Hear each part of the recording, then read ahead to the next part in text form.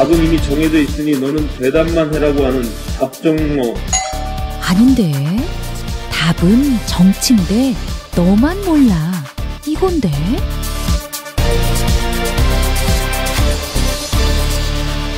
국민보좌관 김성회의 답정너.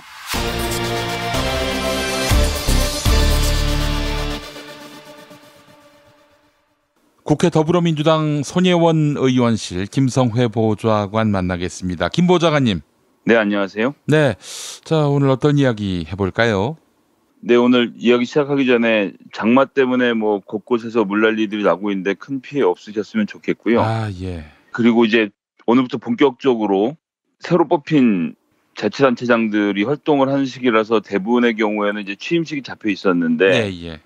장마 관계로 취소하고 간략하게 대체한 다음에 다들 넘어가는 장면들을 어제 오늘 계속 보여주고 있습니다. 뭐 굉장히 잘하는 일이라고 생각하고요. 네. 그 뭐 사람들 모아놓고 뭐 축포 터트리면 좋겠지만 그게 없어도 구청장, 도지사의 권위는 그대로 유지된다라는 현재의 세태를 그대로 보여주는 일이라고 생각합니다. 사람들이 더 이상 아주 많은 다수의 군중들을 모아놓고 뭐 그럴싸한 가수 불러다 놓고 하는 취임식에 관심을 갖지 않는다는 얘기인 거고, 차라리 이렇게 현장에 나가서 간소하게 치르는 것에 대해서 국민의 민심이 함께 움직이고 있다는 점을 우리 구청장이 되고 도지사가 되신 모든 분들이 그런 마음 가운데서 바른 정치를 좀 가주시기를 기대하겠습니다. 예. 어떻게든 화려한 취임식을 열어가지고 뽀대내고 싶어하는 당은 따로 있죠. 그러나 민주당은 진정한 명예가 무엇이고 진정한 능력이 무엇인지를 아는 정당이다 보니까 정말 영예로운 취임식도 다 포기할 수 있는 거 아니겠어요? 네, 그렇습니다. 저는 뭐 민주당 당선자들이 실용적으로 잘 접근하고 있다고 생각하고요. 앞으로 도정이나 구정을 펴가는 데 있어서, 시정을 펴가는 데 있어서 이런 일들을 계속 잘 해주셨으면 좋겠다는 바람을 가져봅니다. 예, 알겠습니다. 자, 그래요. 오늘 본론은 뭡니까? 예, 뭐 장마가 시작됐는데 국회도 시계 제로인 장면이 여러 군데서 보이고 있네요. 7월이면 8월까지 해서 국회의원들도 방학 아닌가요? 보통 8월은 방학이고요. 7월까지는 일을 해야 하는 것이 9월, 10월에는 또 국정감사가 있기 때문에 지금부터 준비를 하지 않으면 안 되거든요. 아, 예. 그렇기 때문에 이제 7월은 보통 일을 하고 8월은 한 달은 방학이 아니지만 어쨌든 저희 의원실도 그렇고 대부분의 의원들이 8월에 일주일 정도씩 휴가를 다 갔다 오고요. 그러고 나서 다시 본업을 복귀해서 또 일을 하게 되죠. 9월부터는 또 정기국회가 있으니까요. 예, 정기국회가 9월에 있으면 9월 1일에 출석하면 되느냐 이런 것이 아니라 그렇죠. 8월부터 준비할 것이 많기 때문에 보통은 이제 7말 8초에 일주일 정도씩 휴가를 각각 정해서 뭐 이렇게 다녀오는 것이 대부분 의원실의 풍경입니다. 자, 그래서 더더욱 휴식이 또 중요한 부분도 있는데 문재인 대통령처럼 일을 몰아서 하다가 주 52시간이 뭡니까? 5시간이나 쉬나요? 그럴 정도로 어마어마한 일정들을 소화해 왔다가 결국 6월 말에 휴가를 낼 수밖에 없었는데 말이죠. 이렇게 국민에 대한 책임감이 크더라도 쉴 땐 또 쉬셔야죠. 예, 뭐 이야기를 쭉 들어보니까 해외 순방 같은 경우에는 하루 체류를 하면 그 수행원들하고 같이 간 여러 인사들까지 하면 하루 체류비가 한 30억씩 든다고 하더라고요. 그런데 뭐 나라 일이 잘 되려면 그 세금으로 쓰는 건 저는 뭐 당연한 일이라고 생각하는데요. 예. 그런데 이제 그 30억을 아끼기 위해서 날짜를 무조건 줄이라고 지시를 한다라는 이야기가 있더라고요. 그래서 일정을 빡빡하게 잡고 24시간 일하는 컨셉으로 해서 문재인 대통령이 국민의 세금을 아끼기 위해서 굉장히 노력하는 모습을 제가 볼 수 있었는데 근데 뭐 조금 전에 말씀드렸지만 30억이라는 게 허투루 쓰는 분도 아니고 옛날에 뭐 박근혜 씨처럼 최순실 아는 태권도 사범이랑 해갖고 이렇게 저렇게 해서 공연들 데리고 다닌 것도 아닌데 뭐 저는 조금 더 여유 있게 하셔도 되지 않을까라는 뭐 걱정이 돼서 대통령의 몸은 한 사람의 몸이 아니지 않습니까? 그렇죠. 그렇기 때문에 좀 그런 일에 세금을 쓰는 것, 지금 북미 관계를 개선하고 또 유럽에서 중국에서 경제 외교를 펼치는 것에 그것이 벌어들인 수익을 생각하면 예. 하루 더 체류해서 좀 더 알차게 일정 꾸릴 수 있다면 그럴 수 있다고 생각하고요. 뭐 그런 점들이 알아서 잘 하시겠지만 그런 것들은 좀 더 지켜봐야 될 거라고 생각하고요. 아유, 과로 때문에 몰아서 쉬시는 거 보는 기분도 이거 유쾌하지 않습니다. 네, 그렇습니다. 그렇게 일을 너무 열심히 하시면 사실은 뭐 저는 이제 국회에서 일을 하고 있습니다만 어쨌든 다른 사람들도 더 긴장해서 하게 되는 측면도 있겠죠. 알겠습니다. 자, 그나저나 국회 7월에도 열립니까 그럼? 예, 6월 한 달은 뭐 지방선거가 있어서 개점 휴업 상태였고 7월에는 좀 본격적으로 민생 입법도 해야 하고 당장 뭐 다른 걸 떠나서 원 구성을 해야 하는데 지금 원 구성이 안 되고 있는 문제가 아직 남아 있거든요. 그래서 이런 문제에 대해서 뭐 논의를 시작을 했습니다. 그래서 각 당의 원내 수석 부대표인 더불어민주당의 진섬 의원, 자유한국당은 윤재욱 의원, 바른미래당의 유희동 의원, 그리고 정의와 민주평화당과 정의당의 모임의 윤서하 원내 수석 부대표가 비공개 회동을 가지면서 계속 지금 이제 의견들을 조율해 가고 있는데 만만치 않은 것 같습니다. 예. 어쨌든 빨리 진행을 해야 되는데 바른미래당이 지금 이제 국회부의장을 가져가는 상황인 건데 평화당하고 정의당에서는 이제 국회부의장을 자신의 몫으로 돌려달라는 협상 제안이 있는 상태인 거고요. 중요하게는 운영위원회와 법사위원회. 운영위원회는 사실 여당이 갖고 법사위원회는 야당이 갖는 건데 전반기에는 자유한국당의 목리를 부려서 운영위원회와 법사위원회를 전부 다 갖고 있었죠. 이것을 이제 되돌려 놓는 일들도 필요하고 그런데 이제 뭐 쭉 보시면 자유한국당은 어차피 잘 안 되고 망한 상황이라 원구성이 좀 늦어진다고 해서 본인들에게 더 데미지 날 게 없거든요. 그러니까 이제 김성태 원내대표를 중심으로 해서 법사위하고 운영위원회를 그대로 다 가지고 있겠다. 운영위원회는 청와대를 국정감사한다는 측면에서 그리고 또 이제 국회 운영을 책임진다는 측면에서 굉장히 중요하고요. 예.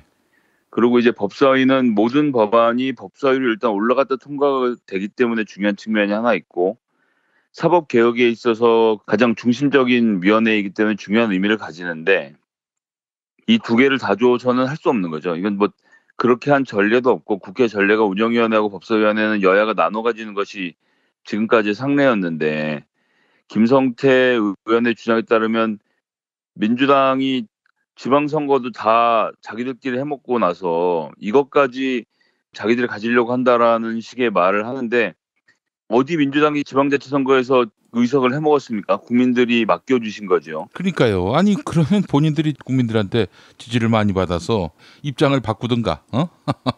지지를 많이 못 받았으니 자기들이 국회에서 더 많은 권력을 가져야 되겠다는 발상은 어떻게 할 수 있는 것인지 전 정말 알 수가 없고요. 네. 이런 민심과 대의정치의 불일치인 상태 이거 정말 굉장히 불편합니다. 어쨌거나 김성태 원내대표는 그런 식으로 주장을 하고 있는 중이라 7월에는 원구성을 빨리 끝내고 상임위를 구성을 해야 의원들이 어떤 상임위로 갈지 정해져야 하반기 국정감사를 준비하거든요. 예. 저희처럼 교육문화체육관광위원회 그냥 남아있고 싶어하는 의원실도 있지만 어떤 의원실 같은 경우는 다른 데로 옮기고 싶어하고 또 교문위로 오고 싶어하는 의원도 있기 때문에 이런 문제가 정리가 되어야 하반기 피감 기간이 정해지고 그런 가운데서 국정감사를 내실 있게 준비할 수 있는데 보통 이런 걸 미루는 거는 여당이 미뤄야 되는 거거든요. 야당이 국정감사 준비할 시간을 하루라도 줄이기 위해서 여당이 미루는 것은 알겠지만 야당이 돼가지고 아직도 자기들이 여당이라고 생각을 하는 건지 이런 식으로 목리를 부리는 이유를 알다가도 모르겠습니다.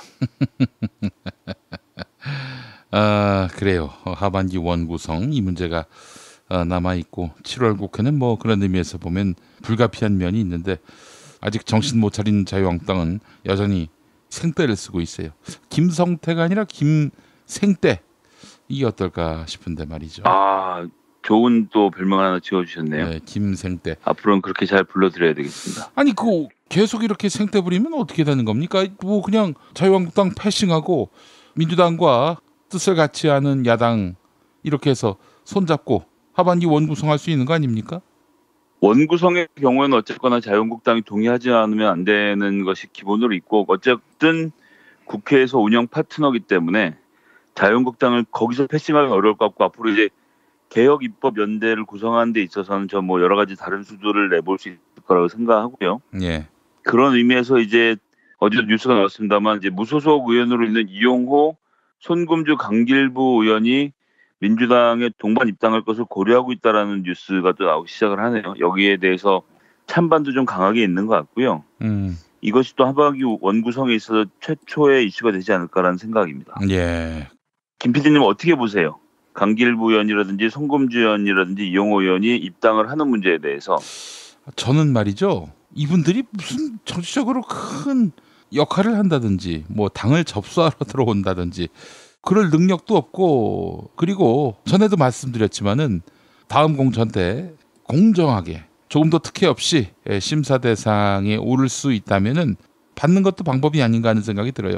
그 사람들이 뭐 스스로 다음 공천 안 받겠다, 난 민주당이 좋아서 들어왔다, 다른 사심 없다, 이런 거라면 뭐 굳이 마다할 이유도 없다고 생각하고요. 근데 그럴 리가 있겠습니까? 네, 그렇습니다. 뭐 지역위원장 공모가 지난주 금요일에 마감이 됐고 예.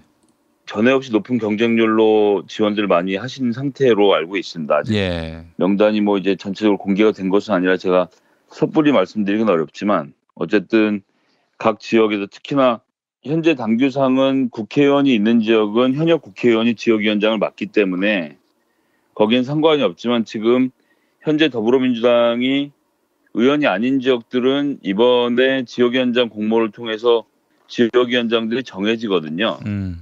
그럼 이제 이렇게 지역위원장이 있는 상태에서 입당을 지금 요청하는 포인트 자체는 지역위원장이 결정되기 전에 들어올 생각으로 군부를 지펴보면서 여론을 떠보는 것이 아니겠는가라는 생각이 들고요. 특히나 호남 지역에서 민주평화당이 괴멸이 가져오고 있는 이런 공포, 다음번 총선에서는 도저히 민주평화당으로는 안 되겠구나라는 생각이 민주평화당 의원들 내부에서는 엄청나게 많이 지금 일어나고 있을 거 아닙니까? 예.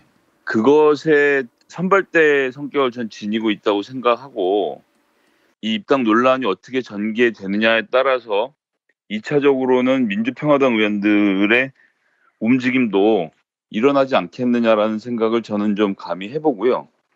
그런 점들 고려했을 때 과연 이렇게 지금 받아들이는 것이 맞는지 우리 그 문제에 대해서 좀 진지하게 생각해봐야 될 것 같습니다. 저는 뭐 무조건 안 된다, 무조건 나가라, 뭐 이건 우리 당이다 이렇게 주장하려는 것은 아닌데 어쨌든 당의 정체성 문제도 있고, 지난 시기에 또 돌이켜보면 요즘은 특히나 민주당이 예전에 비해서 잘하고 있다라고 칭찬해 주시는 국민들이 많이 늘어났는데 그런 이제 국민들의 지지의 기반에는 당내 싸움이 잦아든 탓이 전 크다고 보거든요. 예.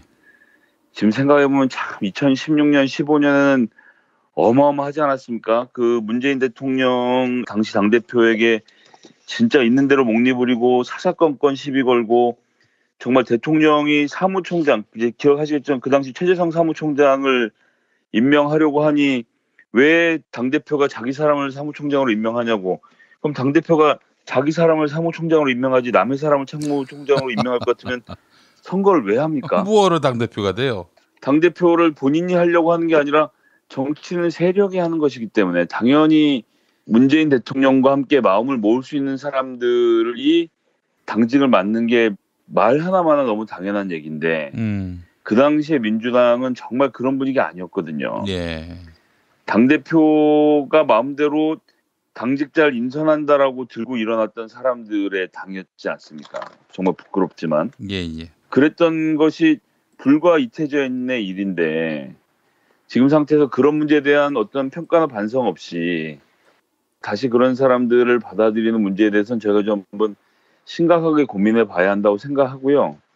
어쨌든 새로 들어오는 지역위원장들 이런 가운데서 현역 의원들이 교체되어 나간다는 자체가 또 정치에 새로운 바람을 불어넣는다는 의미도 저는 강하게 가지고 있다라고 생각을 하고요. 지금 포인트로 놓고 보면 지자체 선거에 이길 줄 알았지만 완전히 뭐 압도적인 승리를 보고 나서 뭐 울산시장까지 차지한 마당이 되고 나니 그럼 다음번에는 아무래도 민주당으로 출마를 해야 되겠구나. 내가 현역 어드밴티지에 민주당 어드밴티지까지 가지면 잘 되지 않겠나라는 생각들을 하시고 지금 입당할 국리들을 하고 계신 게 아닌가 그런 생각이 좀 들고요. 그렇기 때문에 전 이 문제에 대해서 지금 당장은 좀 부정적인 생각이 더 많습니다만, 그런데 정치라는 것은 뭐 아니면 도라는 식으로 할 수는 없는 곳이기 때문에 그런 점을 뭐 감안하고 국민들의 여론을 듣고 또 입법을 위해서 우리가 얼만큼 많은 의석을 어떻게 확보할지에 대한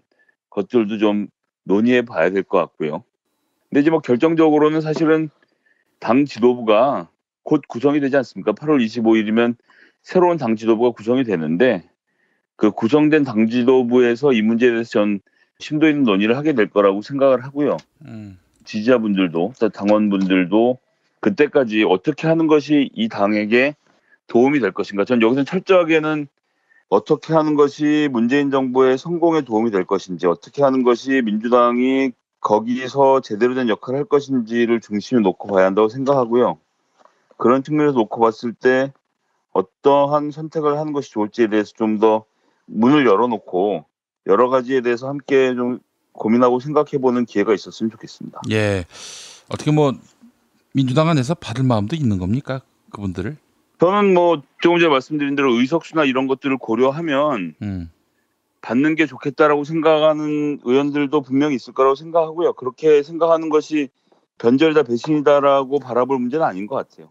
그것도 그것대로 장점이 있기 때문에 상대가 있는 곳이 정치권이고 우리 아니면 다 없애버리겠다라는 생각으로는 사실 정치를 할 수는 없거든요. 예, 여기는 뭐 전쟁을 하는 데는 아니니까 물론 차즉생의 마음으로 선거에 임해야 하는 것은 사실이지만 정치를 진행하는 과정에서는 여러 가지 변수들을 고려해야 한다는 점을 좀 잘 생각해서 뭐 조금 전에도 말씀드린 대로 어떤 것이 안정적인 문재인 정부의 하반기 운영에 도움이 될 것인지를 중심에 놓고 좀 열린 마음으로 진지한 고민을 함께 해봤으면 좋겠습니다. 예, 알겠습니다. 자, 김성회 보좌관님 말씀 잘 들었습니다. 네, 감사합니다. 네, 감사합니다.